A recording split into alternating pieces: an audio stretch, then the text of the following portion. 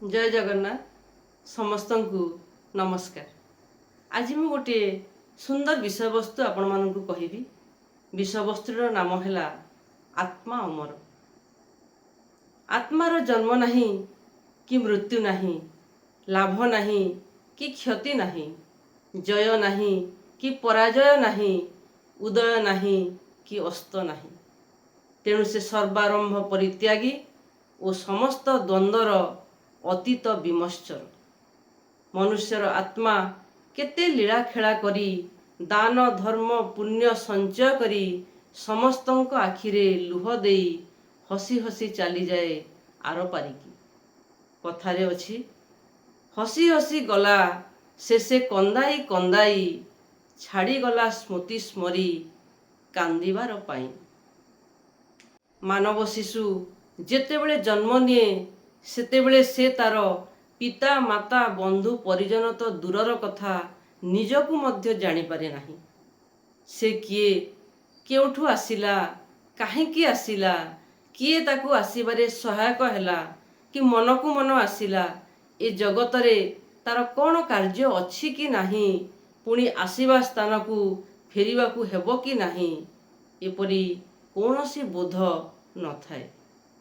तेणु से अनिसंदिष्ट होई कौनसी उत्तर न पाई कांदी पकाए। धीरे धीरे समय क्रमे से सबू जानी पारे।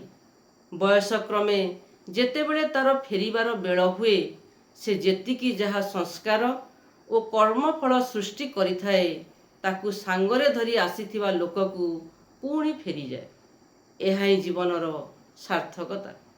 कवि कहिछंती मानव शिशुरे आसीथिलु थरे कांदी कांदी एलो करे चलिबु एपरि जीबु आर पारी हसी हसी आलो करे आसीथिला दिन कांदुथिलु धन खुशी थिले अन्य माने गला बेले जीबु हसी हसी बाबू कांदुथिबे परिजने हस कांदर ए दुनिया के कहे अंधारु आलुओ पथे अंधारे के आसी काटियो मानिसी अज्ञान मायार जेते चाली जीव बारी अंधार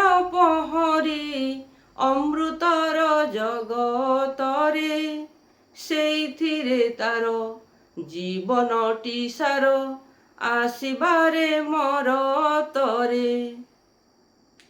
जदि मो भिडियोटी आपण मानक मन को छुईची ताले दया करी सब्सक्राइब करने को जेपरी न भूलंती।